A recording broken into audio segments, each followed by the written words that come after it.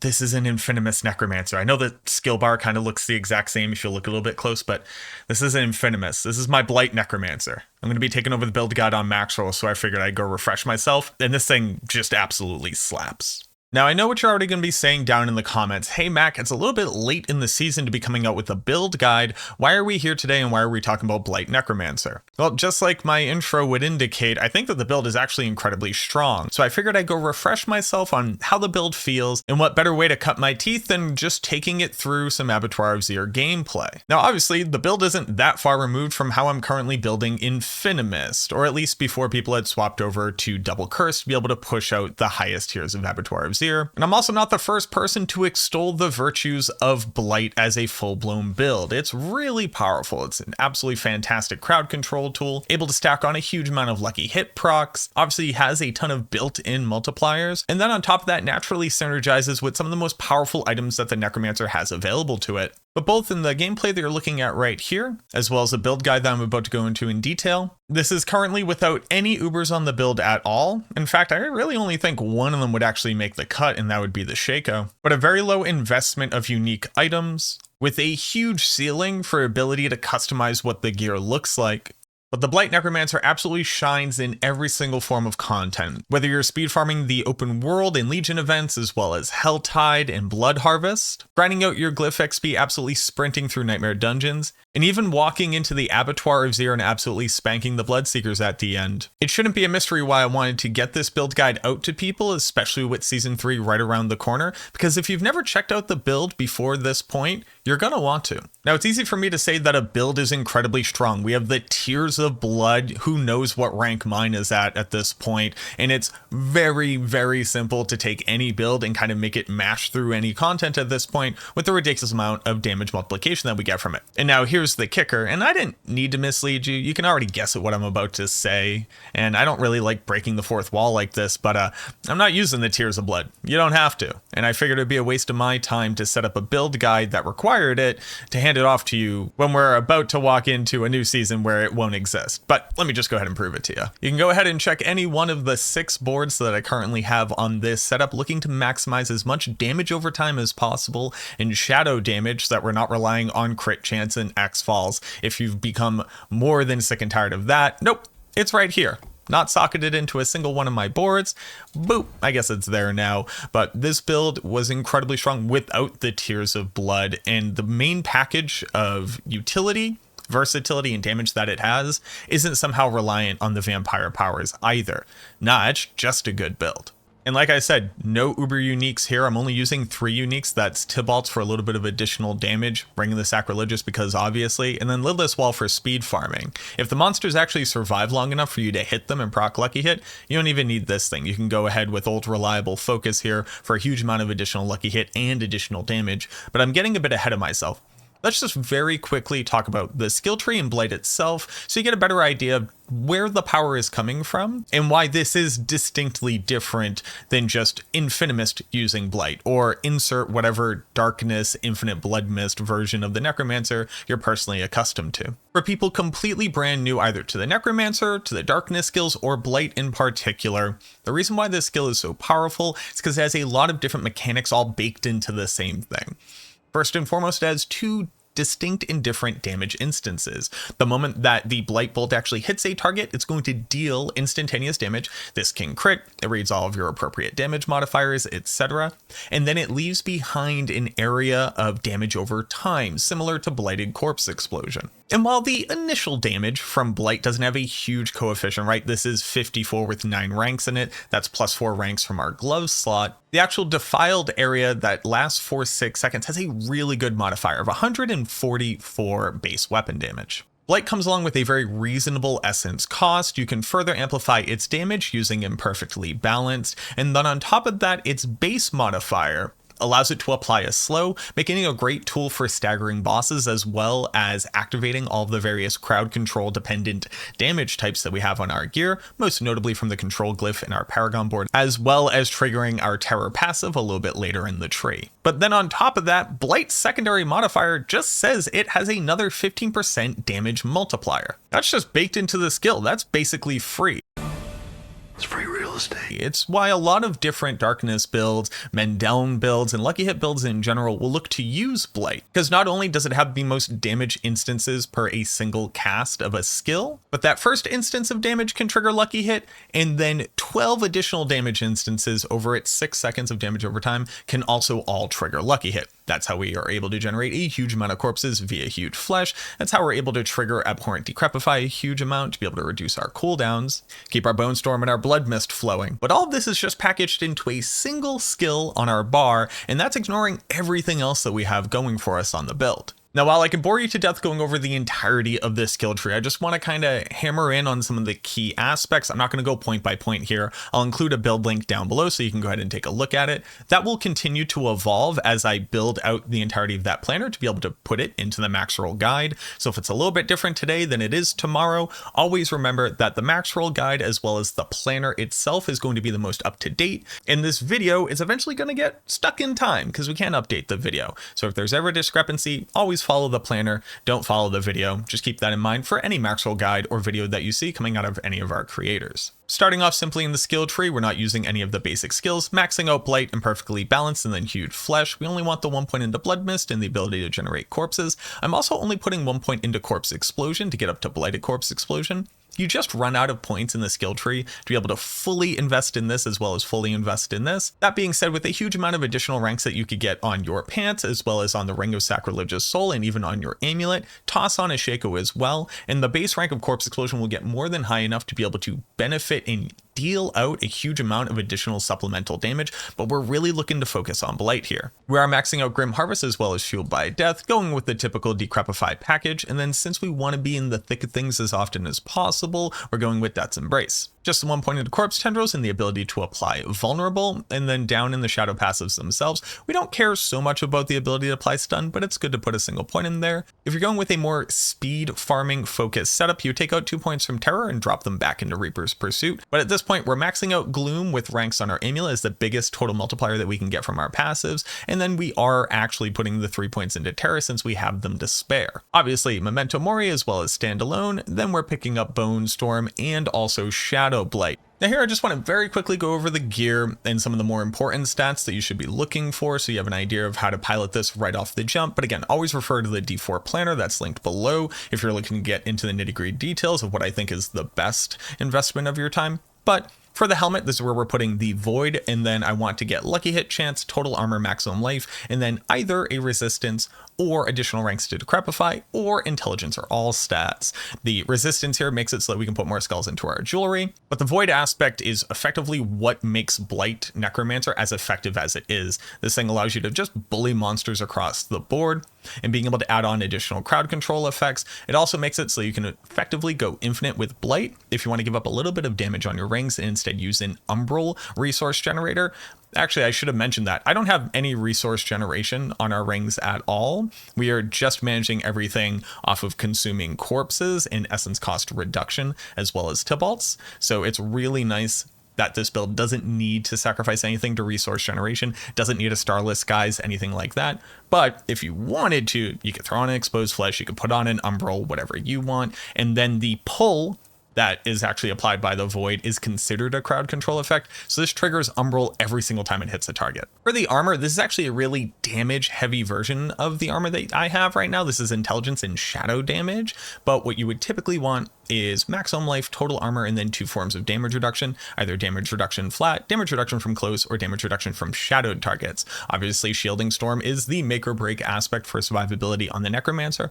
Until they change something in Season 3, I don't see this going anywhere anytime soon. For the gloves, these things are actually disgusting. So attack speed, lucky hit chance, primary resource regen through lucky hit, and then ranks to Blight, obviously. And then here's where we're putting Edge Masters. The cool part about Edge Masters, and I don't know when they changed this because this didn't used to be true, but Edge Masters actually works for skills which do not have an essence cost tied to them.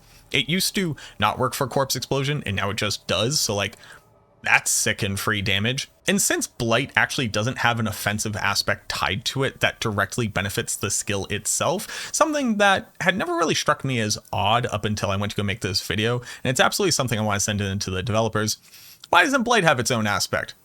Blood Surge gets double Blood Surge. Blood Lance has like 3 different Blood Lance enhancing straight offensive aspects. Bone Spear Splintering is just absolutely disgusting. And then Sever allows you to cast Blight for free if you really want to. Not the best example. Actually, now I realize that both of the Darkness skills just effectively don't have offensive aspects for them.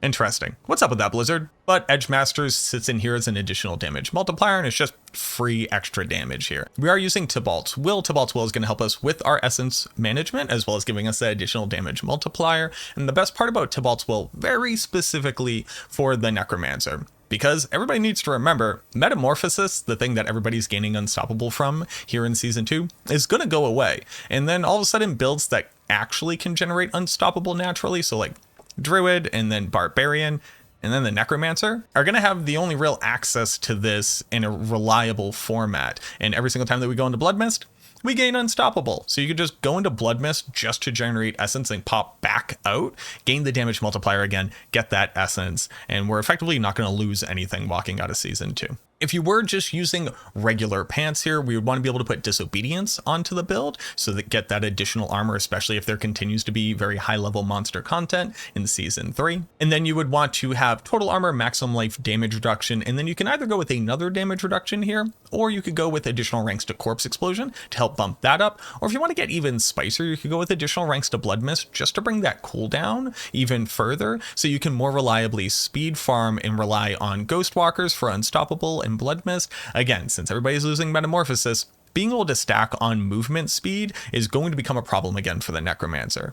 For the boots, movement speed, essence cost reduction, I go with Corpse Tendrils ranks and then resistance here. You can go with the dodge, you can go with damage reduction while injured. There's a lot of really good options. But here's where we're putting Ghost Walker for that just permanent uptime of 25% additional movement speed, so we can just keep trucking through all of our content. For the Amulet, there's a lot of really great options, but most notably, we want to get Gloom ranks here and then movement speed, typically essence cost reduction, and then either additional darkness skill damage, an additional damage reduction, maybe a total armor roll if you don't have it somewhere else, or if you just want to go with straight cooldown reduction or lucky hit chance. And then obviously here's where we're putting Blighted as our only real damage scaling aspect that we have on the build. Ring of the Sacrilegious Soul just kind of makes every darkness build good, and we don't really have a lot of other offensive aspects that we want to fit onto the build. You can absolutely make do with a lucky hit chance, damage to close, maximum life, and then vulnerable damage ring if you wanted to put on Umbral, if you wanted to put on exposed flesh, if it turns out that we run into essence issues somewhere in the future. And then on my second ring, I am using Blood Soaked because again, I'm really focusing on speed farming here. Blood Soaked just makes our ability to continue moving and spreading our damage as effectively as possible. And also just adds on additional shadow damage over time procs to keep all of our bonuses up as often as possible, and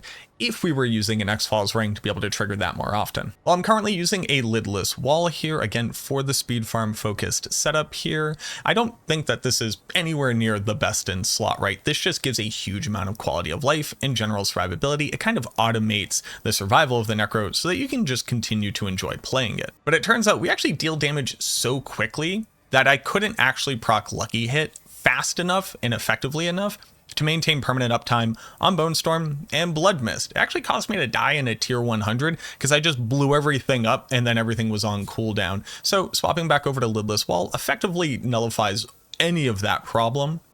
But if you were looking to push into harder tier content, especially whatever we get, whatever the Abattoir of Zero will transform into, a focus here with dual lucky hit chance, additional cooldown reduction, damage reduction in some format, and then being able to slot in another additional damage modifier, something like Conceited here, will absolutely go a long way. And then for the wand, this is where we're going to put Ultimate Shadow. Please never sleep on Ultimate Shadow. The damage over time aspect that adds on to the base effect of Bone Storm, as well as changing it into a darkness skill, is a huge overall damage boost and nearly doubles your total effective barrier generation from Shielding Storm. Because not only every time that Bone Storm ticks do you gain barrier, but every time the damage over time effect that it adds ticks as well, you also generate barrier. Then all stats, intelligence, vulnerable damage, and then damage to closer are absolutely going to be your best stats. Now, I talked about some alternative gear that you might slot in case you were looking to vary up what you want, get certain power out of different ways of building it. I just want to very quickly touch on those. So one, most notably, Harlequin Crest, the Shaco here is phenomenal, right?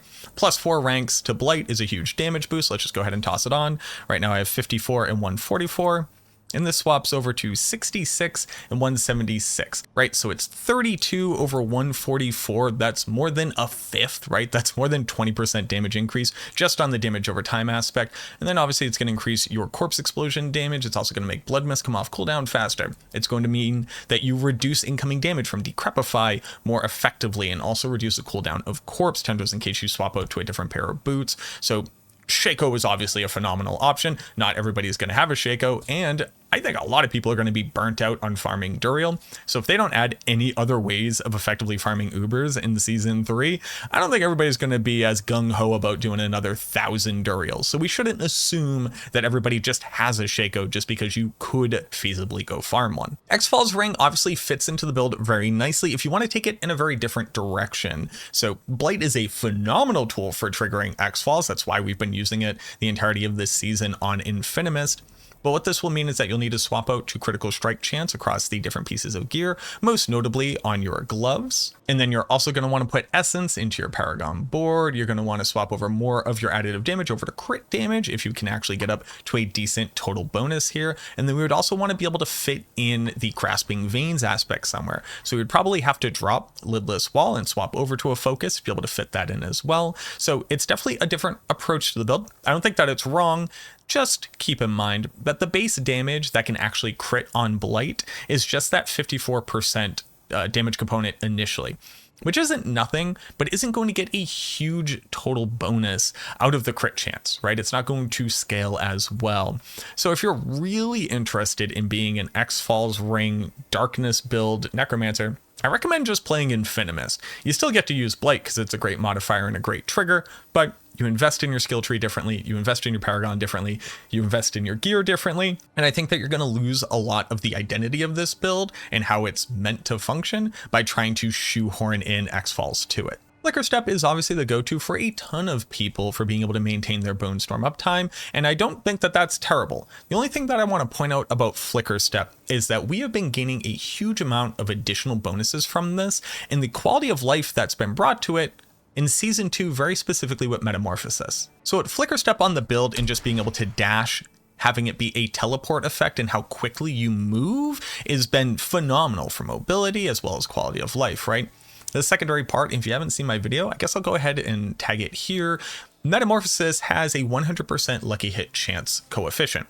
Doesn't mean it triggers it 100% of the time. It just means the base is 100%. So whereas Blight right now has a 59% lucky hit chance modifier, Metamorphosis, the skill that deals damage when you dash through things, has 100%. So we've been triggering a huge amount of our lucky hit chance skills, as well as resetting a bunch of cooldowns, etc., just from the skill itself. Now let me go ahead and show you what it looks like evading without Metamorphosis on the character, just so that you can remember just how rough it was, because this is the Necromancer normally evading. Not nearly as fluid there, often dying mid-evade if you've ever tried to smash your head against Lilith without cheesing her. So just remember, Metamorphosis is going away. Flicker Step, while still going to be a mainstay, an absolutely great utility tool, is going to feel a lot worse to use. So if you've been heavily relying on this, if Flicker Step has been a crutch for your build, I think a couple people are going to have quite a rude awakening in season 3, unless they just add in a unique Metamorphosis item, which I really hope that they don't do. I think that would be pretty lame. And then obviously we can't talk about darkness builds without talking about Black River, now that has made such a huge splash in the AOZ, as well as just generally really coming into its own in season 3. Obviously a great weapon for the build. We love that additional corpse skill. This is going to make us so that we're more reliant on the corpse explosion damage itself, and Blight will kind of take a back role. Again, much more similar to Infinimist. That doesn't mean you need to divest points from it in any way, shape, or form, but the trade-off here is that the majority of your damage is going to be coming from corpse explosion, and Blight will be more supplemental damage, which isn't necessarily a bad thing, and it's definitely going to be one of the best options, especially if you want to, again, forego the inclusion of an essence resource, because Black River basically just makes you infinite on resource as long as you have the lucky hit to back it up. So with Black River, I would probably much more want to have an offhand with lucky hit chance. I'd want to have a helmet with lucky hit chance. I probably also want to have lucky hit chance on my amulet itself, especially if I wanted to use a Shaco in combination with that. But you could definitely have a Shaco as well as a Black River on here. Leave the lidless wall on. Heck, you could even swap over to like Howl from Below if you really want to get crazy with it. Again, you're really just a Corpse Explosion build or an Infinimus build at that point. But if you keep putting all the points into a Blight skill, you're still a Blight Necromancer. I don't care who tells you otherwise. And while I also won't bore you to tears going over the Paragon board, I at least want to explain the approach so you have a better idea of why we're not picking up some nodes versus other ones. Like I said, I'm not building this for Abattoir of Zero because that's about to go away. And whatever it ends up transforming into in the future is obviously going to require its own additional set of theory crafting. So we're not going to worry about that for right now. That being said, you could always go with your very typical Abattoir of Zero approach, which is maximizing resistances and armor and using the Tears of Blood. But again, I wanted this build to be more beneficial for Eternal Realm players who are playing right now, as well as people moving forward so that when they come back to this video, they don't go, hey, this doesn't apply to me anymore. It's not really worth my time watching because, again, the content's going away, the glyph is going away. But we're looking to maximize any instances that will increase our damage over time, increase our shadow damage, or give us good multipliers that are easy to apply. And also, since we don't have to worry about investing into any crit or damage in that nature because we're not looking to use an X-Falls ring, for example, we're able to actually branch out into more boards than you typically would and pick up more valuable nodes as opposed to having to kind of hybridize into critical strike damage. For the Book of the Dead, sacrificing Reapers, sacrificing Cold Mages, and then sacrificing Blood Golem for the additional health. I typically would go with the attack speed here, but depending on how much attack speed you have, you may or may not be at the next breakpoint. And since I cannot currently deliver to you what the exact breakpoints are per weapon type, although I have put a ton of time and effort into trying to determine that, but it's an ongoing project. The hard set additional 10% life is just always going to be good. If you are looking to maximize either an X-Falls addition to the build or your Shadow Blight with Decay, you would obviously go with Iron Golem just for the additional critical strike damage multiplier here. But most builds can just go with this and enjoy the additional bit of tankiness without having to over-invest into it. But like I said, I'll go ahead and have a planner down in the description below if you want to go ahead and take a look at just what I'm generally theorizing swapping the Max Roll build guide over to. That's going to take me a little bit to get in there. Right now, Dark Humility is still the author on that. Shoutouts to Dark Humility. He's done a great job with the build. But let me know what you think. Have you been playing Blight Necromancer the entirety of this season? I've been wondering why more people haven't been talking about it. Also, shout out to Echo Hack, who's been talking about Blight Necromancer a whole bunch. Do you have any questions, comments, concerns, ideas? Let me know down in the comments. I love hearing from you. Thank you so much for watching this video. If you haven't already, go ahead and subscribe to the channel. It means the world to me. I'd like to keep this growth going all the way through 2024. We absolutely crushed it in 2023, and I like to roll into 2024 with that exact same momentum. But thank you so much to everybody who has supported the channel. I super appreciate y'all. Honestly, I couldn't be doing any of this without you. And go ahead and leave a like on the video as well. That helps us to tell YouTube, hey, this was good and we want to see more of it. But as always, thank you so much for watching this video. I truly hope that it helps, and I look forward to seeing you in the next one.